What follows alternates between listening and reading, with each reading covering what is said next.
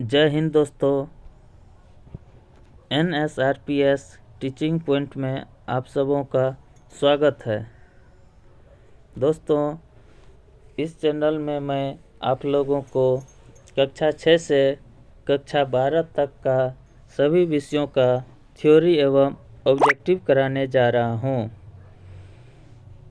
आज के इस वीडियो में मैं आप लोगों को कक्षा 6 के हिस्ट्री का थ्योरी कराने जा रहा हूं, जिसमें कि कुल 14 एक्सरसाइज हैं।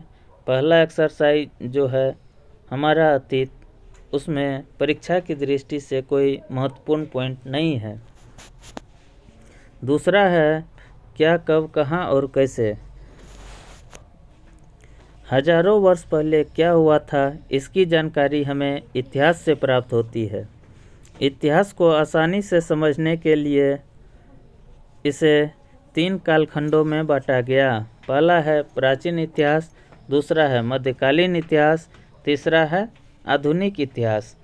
प्राचीन इतिहास को एंशिएंट हिस्ट्री कहा जाता है, मध्यकालीन इतिहास को मिडिवल हिस्ट्री कहा जाता है और आधुनिक इतिहास को मॉडर्न हिस्ट्री कहा जाता है। आधुनिक काल का आरंभ 18वीं शताब्दी से हुआ। अगला पॉइंट है उपनिवेशवाद। अब इसमें है कि उपनिवेशवाद है क्या। किसी एक भौगोलिक क्षेत्र के लोगों द्वारा किसी दूसरे भौगोलिक क्षेत्र में उपनिवेश स्थापित करना और यह मान्यता रखना कि यह एक अच्छा काम है, उपनिवेशवाद कहलाता है। इतिहास में प्रायः 15वीं शताब्दी से लेकर 20वीं शताब्दी तक उपनिवेशवाद का काल रहा। अगला पॉइंट है पांडुलिपि। हाथ से लिखित जो पुस्तक होती है वो पांडुलिपि कहलाती है। यह पांडुलिपि प्रायः तारपत्रों अथवा भोजपत्रों पर लिखी मिलती है। इसमें आपको सबसे ज़्यादा यही पूछता है कि पांडुलिपि किस पर लिखी रहती है, और आपको ऑप्शन में दिया रहेगा तारपत्र एवं भोजपत्र। अगला पॉइंट है खुदाबख्श लाइब्रेरी। खुदाबख्श लाइब्रेरी के बारे में आप लोग सुना होगा कि खुदाबख्श लाइब्रेरी कहाँ पे है, पटना में।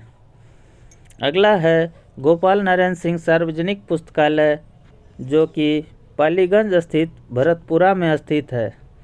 उसके बाद है पुरातत्वविद। पुरातात्विक वस्तुओं का अध्ययन करने वाला व्यक्ति पुरातत्वविद कहलाता है। इसमें जानवरों, पक्षियों एवं मछलियों की हड्डियां भी मिलती है। डॉक्टर स्पूनर ने पटना के कुम्हरार नामक स्थान में खुदाई द्वारा चंद्रगुप्त मौर्य के राजमहल के स्तंभ निकाले हैं। इस खुदाई में सोने के बैलों के टुकड़े प्राप्त हुए हैं। सिक्के शासकों द्वारा जारी किए जाते थे, जिस पर राजकीय चिन्ह, धार्मिक चिन्ह या कोई लिपि अंकित होती थी। सिक्कों का अध्ययन मुद्रा शास्त्र कहलाता है। आपको एग्जाम में यही क्वेश्चन पूछता है कि सिक्कों का अध्ययन क्या कहलाता है, तो वो क्या कहलाता है, मुद्रा शास्त्र कहलाता है। अब अगला पॉइंट है रेडियो कार्बन विधि, जिसको क्या बोला जाता है, कार्बन 14 पद्धति। किसी जीव की आयु का पता लगाने के लिए कार्बन 14 पद्धति का प्रयोग किया जाता है। अगला पॉइंट है तिथियों का मतलब।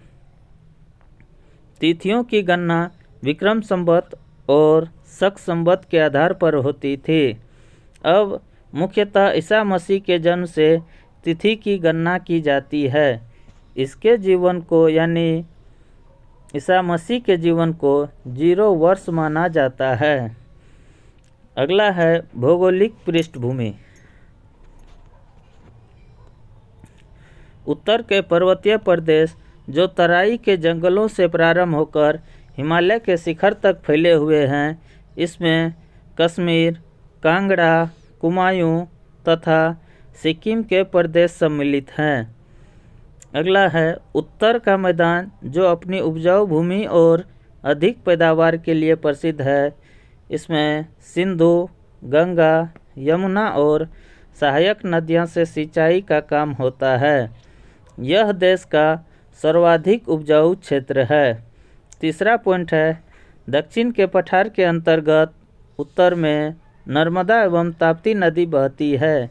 इस भाग में विंध्य तथा सतपुरा की पहाड़ियाँ हैं जो उत्तर भारत को दक्षिण भारत से अलग करती है।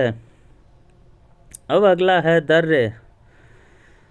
पहाड़ियों के बीच के संकरे रास्ते होते हैं। दर्रे जो होता है वो पहाड़ियों के बीच का जो संकरा रास्ता होता है वही दर्रा होता है।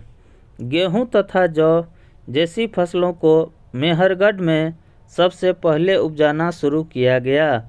इसमें आपको ये पूछता है कि गेहूं को जो है सबसे पहले कहाँ पे उपजाया गया, तो कहाँ पे उपजाया गया गेहूं को? मेहरगढ़ में। उपमहाद्वीप के उत्तर पूर्व में गारो, खासी, जयंतिया, मिसमी और नागा पहाड़ियाँ हैं। भारतीय उपमहाद्वीप के बीच विंध्य पर्वत विभाजक रेखा है। महापाषाणी संस्कृति में मृतक को दफनाकर उसके चारों तरफ बड़े बड़े पत्थर गाड़ दिए जाते थे। अगला पॉइंट है, विंध्य पहाड़ियों के उत्तर में स्थित कोल्डी हवा एवं चौपानी मांडो ऐसे स्थल है जहाँ सबसे पहले धान उपजाया जाता था।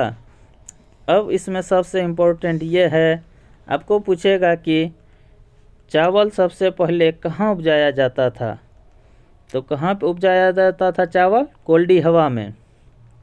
अगला पॉइंट है, 2500 वर्ष पहले उत्तर पश्चिम की ओर से आने वाले ईरानियों और यूनानियों ने सिंधु को हिंदोस अथवा इंडोस कहा। अब चलिए अंत में इसका जो कुछ ऑब्जेक्टिव है वो देख लेते हैं अपने लोग। मनुष्य, पशु या पौधे के अवशेष की प्राचीनता का निर्धारण किस विधि से करते हैं? किस विधि से करते हैं? कार्बन 14 पद्धति। उत्तर भारत को दक्षिण भारत से कौन पर्वत अलग करती है? विंध्य पर्वत। चावल का प्राचीन प्रमाण कहाँ से मिला है? कोल्डी हवा से।